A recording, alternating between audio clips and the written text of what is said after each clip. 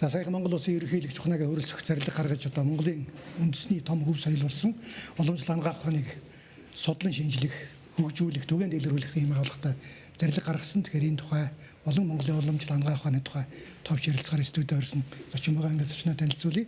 Манай зочин бол уламжлал хангаах ухааны технологи урлагийн захирал, академич, хангаах ухааны доктор хүн байгаа. Ингээд танд өдрийн мэнд төвшүүлье. За баярлалаа, өдрийн мэнд хүргэе. Тэгээ одоо энэ том сэдвээр ярихад л их он цаг баримжааг одоо урдч магадгүй байгаа. Яагаад гэвэл энэ уламжлалт шинжилгээ хангаах ухаан гэдэг бол манай одоо Монгол улсад 5000 гаруй жилийн түүхтэй гэж одоо судлаачид ярьдаг. Ийм мэдээ манай үзэгчч олон сонссон баг. Тэгэхээр яг 5000 гаруй жилийн одоо ухаан одоо энэ эрүүл мэндийн энэ том шинжилгээ ухааны суур одоо судалгаа тавигдсан гэдэг юугаар нотолдог гэж та боддог. За тийм. Тэгэхээр энэ бол их түүхтэй хангаах ухаан 5000 гаруй жилийн түүхтэйгээд тэгэхээр одоо манай энэ чиглэлийн судлаач нар одоо жишээлбэл археологийн олдурт тулгуурлаж гаргасан ийм цаг хугацааны асуудал байна л да. Тэгэхээр одоо тэр чулуун зэвсгийн үед энэ Монголын газар нутгаас одоо чулуун зүү холбогдох материалууд бол одоо илэрж олдсон. Тэгэхээр энэ аливаа одоо цаг хугацааг тогтооход бол нэгдүгээр археологийн олдур чухал байдаг. Хоёрдугаарт нь бол одоо тэр бичид тэмдэглэсэн материал болох чухал байгаа юм. Тэгэхээр энэ археологийн олдур дээр үнэлж бол ер нь 5000 жилийн өмнө бол Монголд энэ одоо жишээлбэл зүүг бол одоо ашиглаж исэн байна. Чулуун зүү. Тийм учраас бол энэ ер нь 5000 жилийн түүхтэй байна гэж ингэж одоо авч үзэж байгаа. За тэгээ нөгөө талаас бол одоо хятадын уламжлалт хангаах ухаан бас 5000 жилийн түүхтэй. Тэгэхээр хятадын уламжлалт хангаах ухааны сурвалжилууд Хуанди Нэжин гэж сурвалжид бол одоо умрын нүүдэлчид ер нь энэ төөн заслын энтрийг бол одоо өргөн хэрэгжилж исэн гэсэн ийм мэдээ материалууд бичигдсэн байгаа.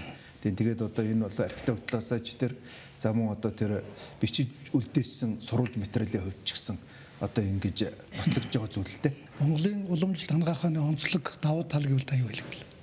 За Монголын уламжлалт хангаах ухаан бол их онцлогтой хангаах ухаан. За нэгдүгээрт бол ер нь хүний биеийг бол зохиц байдлаар авч үздэг. Тэгэхээр бол энэ бол юу гэж нэр хүний бие организм ч юм бол бүхэл нэг зохиц байдаг. Тэгэхээр одоо ерөнхийд нь бол бүхэлд нь авч үзснээр бол тодорхой одоо өвчин эмгээг онцлох, эмчлэх, урьдчилан сэргийлэх асуудал бол ерөөсөө одоо энэ эдийн ундаа, цаг үйлрэл за одоо бусад бүх зүйлүүдтэй бол их уялдаа холбоотой байдаг. За хоёрдугаарт нь бол энэ оншилгоо эмчилгээ хийхэд бол өөрөөр хэлбэл тодорхой нэг эрхтний өвчнийг одоо оншилж эмчлэнэхээс илүүтэйгээр ерөнхий бие махбодынх нь одоо бүхэл зохицын хүрээнд авч үздэг учраас тэр өвчин эмгээг бол одоо урхаггүй идгэх, урьдчилан сэргийлэх энтерт бол их ач холбогдолтой. Тэгэхээр нэгдүгээрт бол зохиц байдлаар авч үзэж байгаа. За хоёрдугаарт нь бол ер нь уламжлалт хангаах ухааныг бол урьдчилан сэргийлэх хангаах ухаан гэж бас авч үздэг. Тэгэхээр энэ оншилж эмчлэхээс илүүтэй тодорхой өвчнөөс бол одоо яаж урьдчилан сэргийлэх вэ? За тэрний тулд бол манай уламжлалт хангаах ухааны бас нэг том онлын ойлголт бол биеийн төрлөх өвөрмөц чанар гэж байгаа. Тэр бол хүн болгон онцлогтой байдаг. Тэгэхээр бол ер нь төрлөх өвөрмөц чанарыг бол тогтоосны үндсэн дээр тэр хүнийг одоо ямар төрлийн өвчин эмгэд одоо өртөх ийм магадлал өндөр байна. За мөн одоо ямар эдийн ундаа явдал мөр цаг үйлрэлд яаж явах вэ гэдэг бүх асуудлыг нь бол одоо заагаад өгчихсөн ийм одоо онол номтой хангаах ухаан. Тэгэхээр бол энэ урьдчилан сэргийлэх тал руу бол их чухал байгаа. За гуравт нь бол энэ Монгол уламжлалт хангаах ухаан хоёр бол бүр одоо язгуур өгшил их холбоотой. Ингээд энэ олон мянган жил болсон учраас бол монгол хүнийг бол энэ уламжлалт хангаах ухаанаас бол салгах боломжгүй. Ер нь монгол хүний энэ өвчин эмгээг эмчлэхэд бол энэ монгол уламжлалт хангаах ухаан бол хамгийн их зохимжтой, үр дүнтэй. За тэгээ байгалийн гаралтай ийм одоо эмчилгээний зүйлсийг бол маш их ашигладаг. Жишээлбэл одоо Монголын уламжлалт хангаах ухааны иймгэгтэл бол цэвэр одоо ургамлын гаралтай, амьтны гаралтай, эрдэсийн гаралтай дандаа одоо байгаль дээр байгаа тэр одоо зүйлүүдийг ашиглаж одоо ингэж эмчилгээ хийдэг онцлогтой. За сая ерөнхийлөгч зарлиг гаргахаа үед бас нэг уламжлалт одоо юу гэдгийг тоо хэлж ирсэн. 1681 он Лавингийн анх Монголд Мааран бие сургууль одоо эмчилгээний сургууль болон эмчилгээ аргын тухай ном бичиж шавь сургуульттай болсон сургууль байгуулагдсан гэж.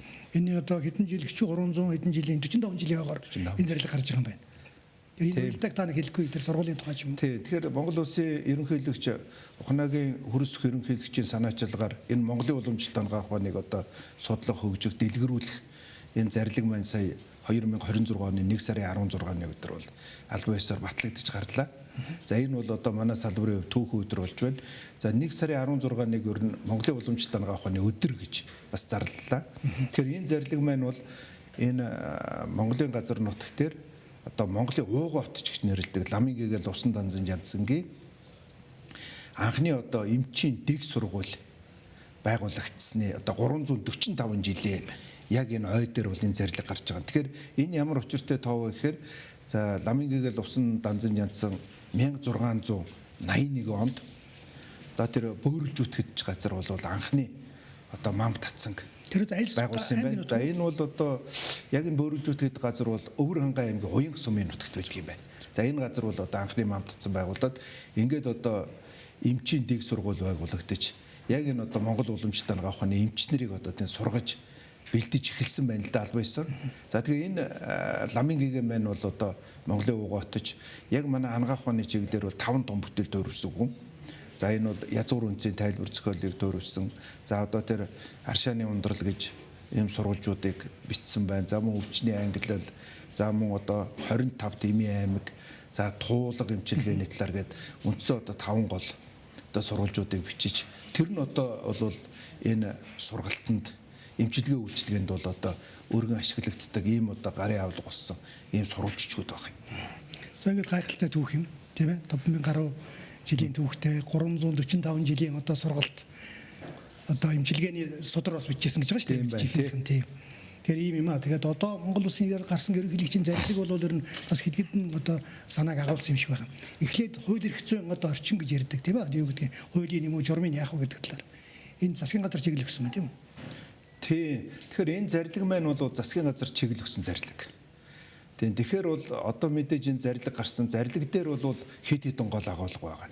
Нэгдүгürt ер нь энэ уламжлалт хангах ухааны салбарын онцлогийг одоо харгалцсан хууль эрх зүйн орчинтой болгоно гэж. Тэгэхээр энэний хүрээнд бол энэ эрүүл мэндийн яам маань бол маш идэвхтэй ажиллаж байгаа. За эрүүл мэндийн сайд, чин бүрэн сайдын тушаалаар энэ уламжлалт хангах ухааны тухай хуулийг боловсруулах ажлын хэсэг байгуулагдсан. Ерөөсөө энэ уламжлалт хангах ухааны тухай хуулиа бол одоо үнэхээр энэ салбарын одоо үйл ажиллагаа энэ онцлогийг одоо нэр бүрэн зохицуулсан ийм нэг сайхан хууль эрх зүйн орчинтой болъё. За хоёрдугаарт бол нэг том асуудал бол салбарын бүтэцгэн байгуулалт. Энийгээ бол нэг одоо нэг сайхан зохицуулж авъя гэж байгаа. Тэгээд одоо яг ингээд нэг үг хэлэхэд Монгол улсын хэмжээнд аваад үзэхэд бол манай уламжлалтын салбарын одоо бүтэцгэн байгуулалт бол маш их одоо юм тархаа батархаа байгаа юм л да. Жишээлбэл одоо зарим нь эдийн засгийн хөгжлийн яамд хариалагдж яхад, зарим нь эрүүл мэндийн яамд, зарим нь боловсролын яамд, зарим нь одоо тэгээд энэ эрүүл мэндийн газруудад хариалагдаад явчихсан.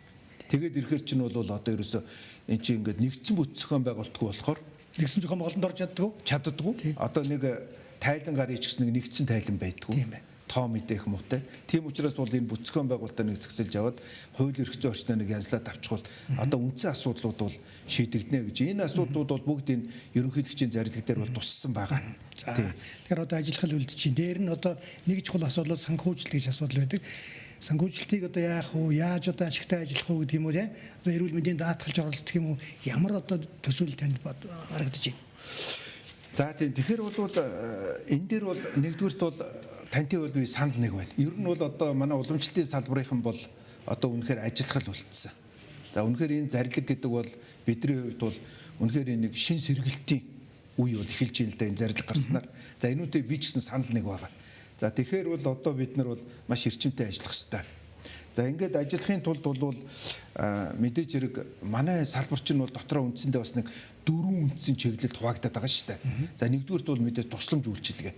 Нөгөө одоо эмнэлгийн тусламж үйлчилгээ, нийгмийн эрүүл мэндийн тусламж үйлчилгээ гэдэг одоо энэ нөгөө эмнэлгийн байгууллагууд тийм ээ. Манай энэ ч бас үндсэн гол тусламж үйлчилгээний асуудал байгаа. Хоёрдугаарт нь бол одоо сургалтын байгууллагууд байна. Одоо нөгөө уламжлалтын эмч үрэгчтнүүдийг чинь бэлддэг сургалтын байгууллагууд байна. За гуравдугаарт нь бол судалгаа шинжилгээ хийдэг энэ одоо эрдэм шинжилгээний байгууллагууд. За дөрөвдүгээрт нь бол одоо энэ уламжлалтын салбарын одоо эм хангамжийн байгууллагууд. За энэ дотор чи эмийн үйлдвэр байна. За тэрийг одоо түгээдэг, борлуулдаг, эмийн сан ч юм уу, эм ханга нийлүүлэх төв ч юм уу. Ингээд дөрвөн үндсэн чиглэлээр байж байгаа. Тэгэхээр энэ дөрвөн үндсэн чиглэл бол хоорондоос маш нэгт уялдаа холбоотой ажиллах хэрэгтэй гэж ингэж үзэж байгаа. Би нэрээ түрүүн ярьсан юм дээр тодруулаад нэг зүйл хэлэхэд жишээлбэл уламжлалт хангах ухаан их өндөр хөгжиж байгаа улс орнууд байна л да. Жишээлбэл Хятад улс байна.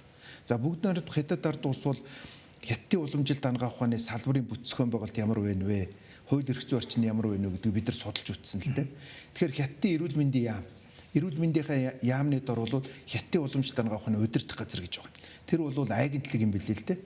За тэгээд тэр удирдах газар дороо бол Хятадын уламжлалт хангах ухааны актив. За тэгэл бусад одоо Хятадын уламжлалт хангах ухааны холбоотой их сургуулиуд, за тэгээд эмийн үйлдвэрүүд, судалгааны төвүүд тийм ээ. Ингээд одоо бүх зүйлүүд нь бол ерөөсө тэр дороо ингээд бөөгнчихсэн байдаг. Тэгэхээр бол ерөөсө нэг юм нэгдвэл бүтцгэн байгуулттай. За энэ утгаараа бол үнэхээр тэд нар бол хүчтэй хөгжиж байна гэж ингэж ойлгож байгаа. За энтхэг улс байна. Бүгд найрамдах энтхэг улс бол өөрөө аюурвед хангах ухаан гэж маш том одоо ийм уламжлалт хангах ухаантай. За тэгвэл тэнд бол бүр аюурвед хангах ухааны асуудлыг хариуцсан бүр аюуши яам гэж байна. Би даасан яам ажиллаж байна. За тэгээд тэр яам дор нь бол одоо тэр эмнэлгийн сургууль нь үйлдвэр нь холбогдох тэр уламжлалтын бүх байгууллагууд ингээд нэгдээд ажиллаж байгаа. Тэгэхээр бол одоо энэ нэгдсэн юм бүтцгэн байгуулалт гэдэг бол бас одоо том хөгжлийн үндэс юм байна л гэж харж байгаа. Тийм ээ. Та санхүүжилт гэж хариулсангүй. За би санхүүжилтийн талаар би бас тодорхой ярих гэж бодож байна.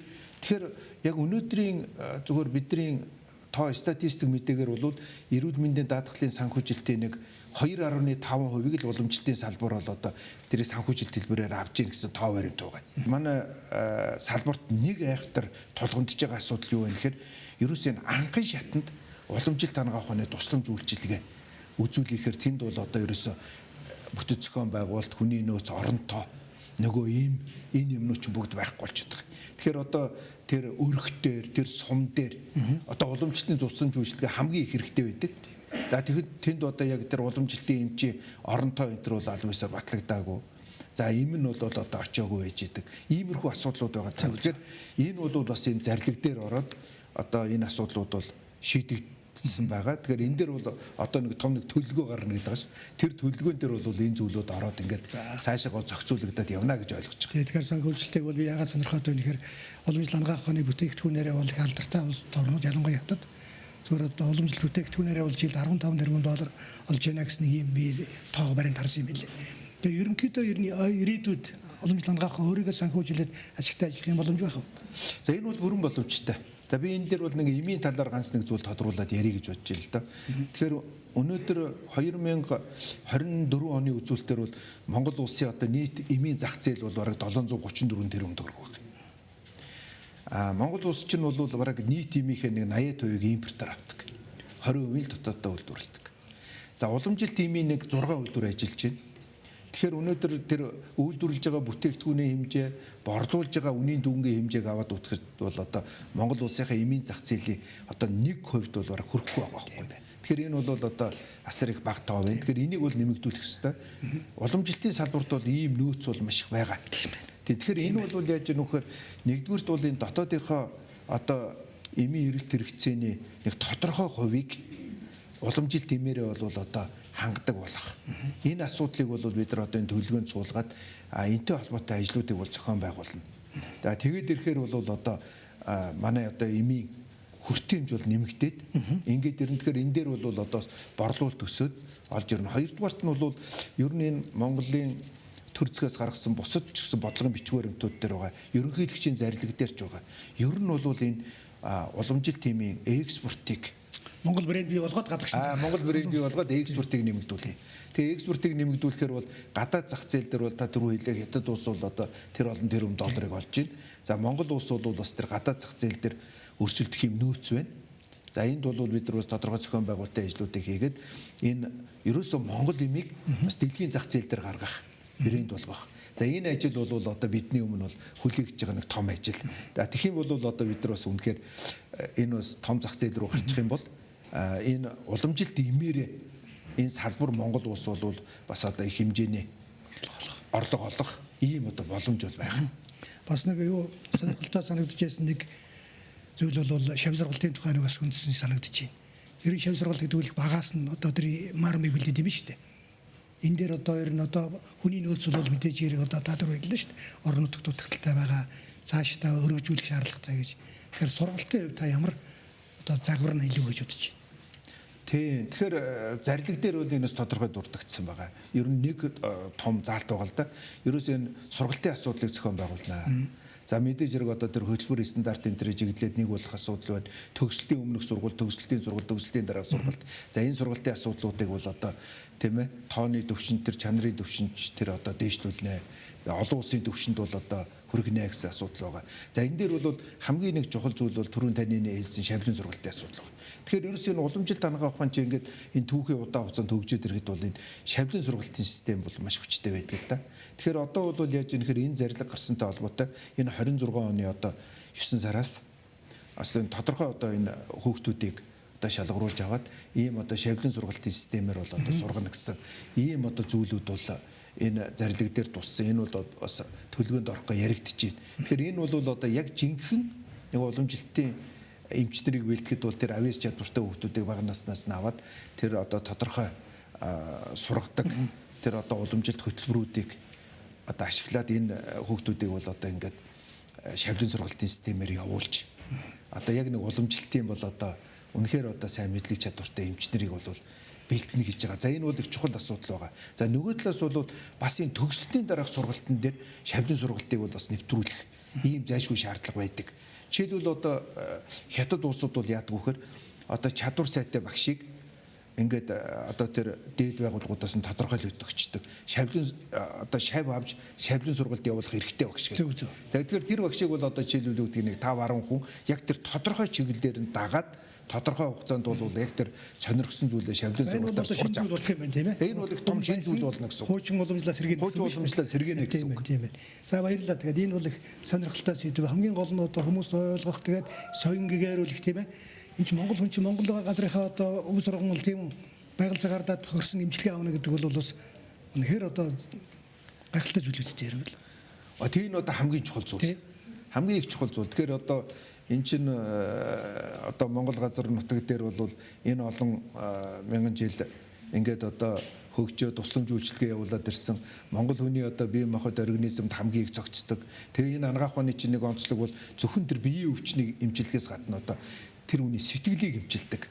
Манай одоо маш их том онцлог. Энэ бие хэл сэтгэл гэж энийг одоо цогц байдлаар нь эмчилдэг учраас энэ анагаах ухаан чинь бол өөрийн маш их онцлогтой ийм анагаах ухаан байгаа юм л да. За баярлалаа. Сонирхолтой ярилцлага өгсөн танд амжилт хүсье. За баярлалаа. За ингээд манай зочны цаг өндөрлөө баяртай үзэгчтэй.